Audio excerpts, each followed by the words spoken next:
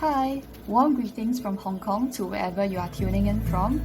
I'm Kang Lee and I'm excited about community development. As you can see, the title of my presentation has a question mark, and I will start with two related questions that I'm sure are close to many hearts here as well. Number one, what shapes social change in societies? And also, what brings people to work together for the common good, even if it entails some sacrifice?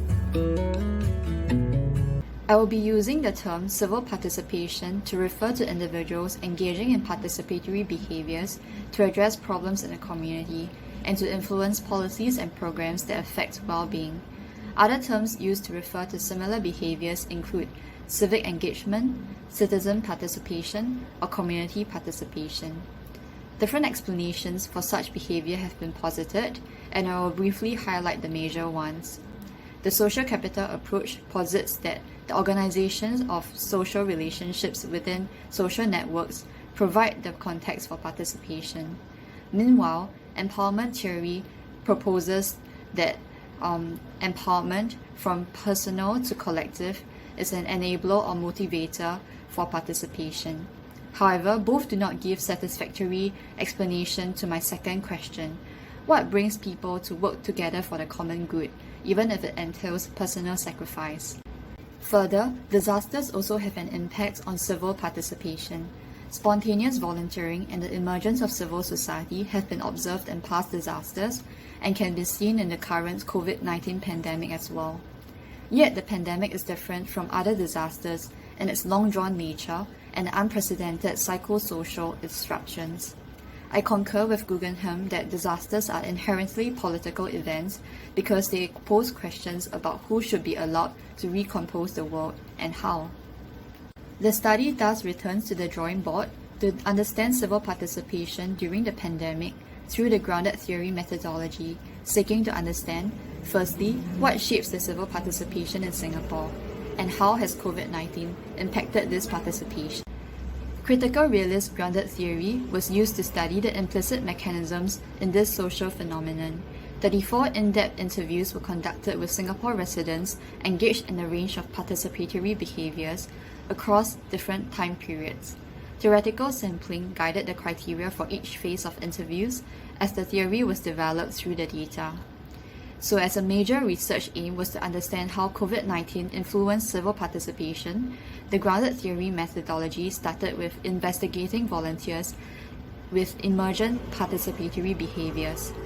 The first 6 interviews were thus recruited based on purposive sampling, where the initial sampling criteria was set to purposively sample volunteers who have engaged in a substantial level of participatory behaviors, targeted at elevating issues linked to COVID-19. Phase 2, on the other hand, broadened the criteria to regular volunteers before COVID to compare it with the emergent participation in Phase 1. Lastly, Phase 3 focused on deepening concepts, where specific questions based on the developing theory was asked. Phase 2 and Phase 3 also focused on representing diversity in the data through intentional sampling for those from the low-income or ethnic minority groups. I will share from the findings briefly in 2 aspects: the antecedents for civil participation, agentic dispositions, and how social conditions caused by the pandemic relate to civil participation. Updates on publications of these research will be made on my website. Agentic dispositions contribute to the intention to engage in participatory behaviors and are intrapersonal responses to one's social world. Thus, these dispositions both shape and are shaped by social patterns and reciprocal influence. The main dispositions were extracted from the interviews: empathy, perceptions of the activity's significance, and recognition of one's own privilege. I will give representative quotes for each agentic disposition in the slides to follow. Empathy involves the cognitive and emotive interfacing with one's perceptions and observations of the social world. For instance, this interviewee identified himself with the migrant workers in this way: I myself being a transient worker in Singapore because I wasn't an EP holder and Singapore didn't renew my EP. So there was this feeling of like, even though we are very different in our careers, there's that shared experience of being transient in this country that's not your own. And I think that really helped me to motivate to kind of want to solve this issue of welfare. The pandemic also featured prominently in some of the quotes in pointing to this empathy.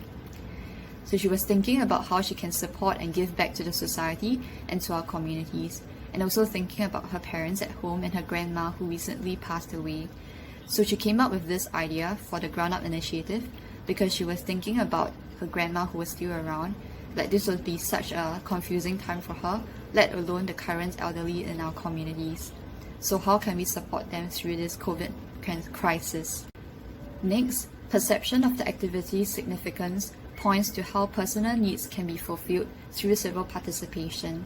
These include religious sense-making and personal growth.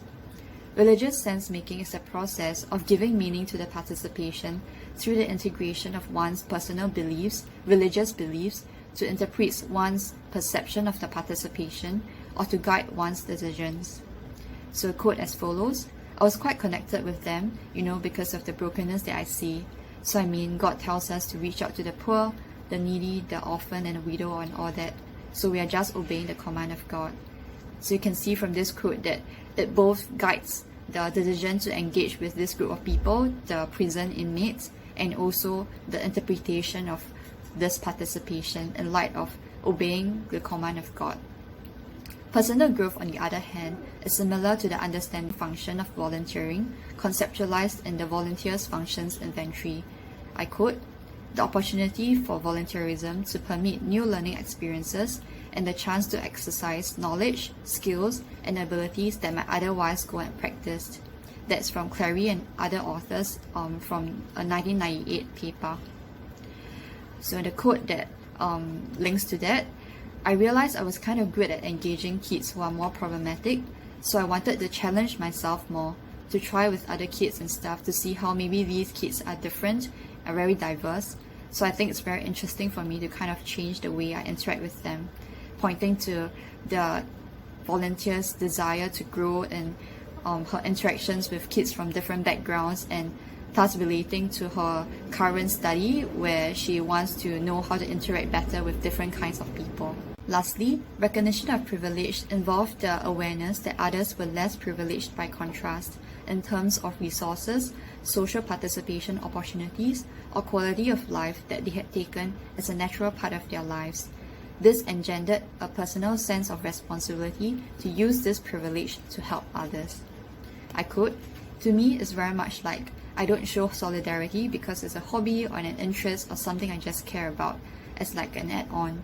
It's part of who I am because it's like so necessary. It's not the same way as me of like, oh, I like reading books, I like drawing. It's like I have to do it because income inequality is so real."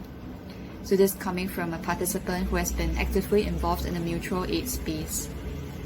Again, the pandemic facilitated or reinforced this realization in some interviewees. Quoting, "I guess in a way COVID-19 was like a silver lining where it brought to light a lot of issues that Singaporeans should not only bother and look at their own lives, but wider issues as well. I think a lot of times we take things for granted." And this reflection is also something that the interviewee shared for herself as well, after starting the Ground Up initiatives and also being in the COVID-19 pandemic and seeing how the low income has suffered. There was also a sociological imagination reflected in the discussion of privilege, pointing to a nascent critical consciousness in some interviewees. As hinted at in the discussion on agentic dispositions, the pandemic served to create social conditions that effectuated this latent intention. This was through two effects: intensifying the consciousness of needs and issues, and disrupting the normal personal routines. The first effect relates to the question of what is it about the pandemic that made a difference to civil participation. The detriment to welfare on certain groups in a disproportional manner threw many into action, as stark suffering was clearly seen. The effect had an impact on both those who had little exposure to the issues and those more experienced, as highlighted in these two representative quotes. So the first one is by someone who was engaged in emergent participatory behavior helping the migrant workers. And she says that many causes were brought more to the surface because of COVID-19. And I do see personal friends volunteering more in general as well because of that greater awareness.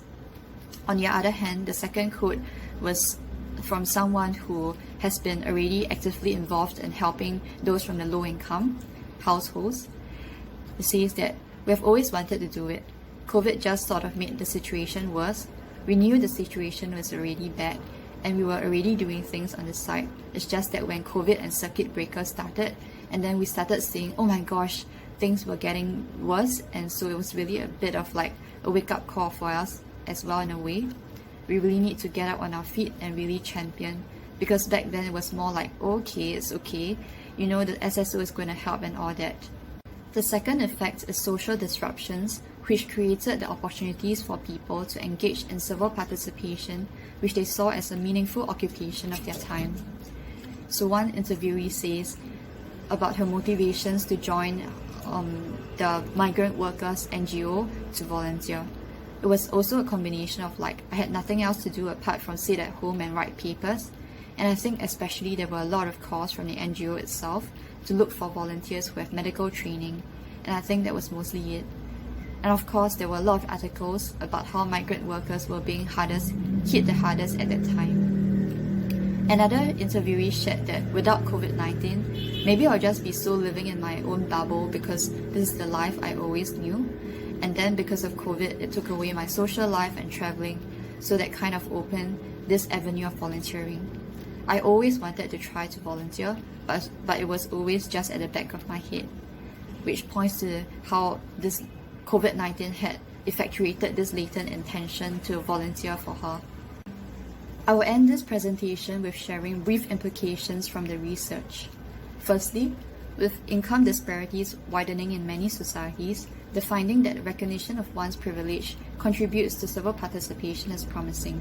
The next step is to understand how this can be fostered amongst the affluent, and this can be done through different channels like corporate volunteering for working adults or service learning for students. Secondly, contextualizing the findings, it appears that many of the activities were seen as partnering with state intervention, even though there were voices of dissatisfaction about the welfare system in Singapore. This might stem from general satisfaction with the government's COVID-19 response, and there were also various opportunities created to enable concerned citizens to contribute as well. Contrasting this with Hong Kong, where I am based now, it appears that civil participation in Hong Kong was largely organized in response to what was seen as an ineffectual government response to the pandemic. Community mobilization, which included activities that were critical of the state, contributed to pandemic management in Hong Kong. This highlights the significance of civil participation in both civil maintenance and civil repair towards a better society for all.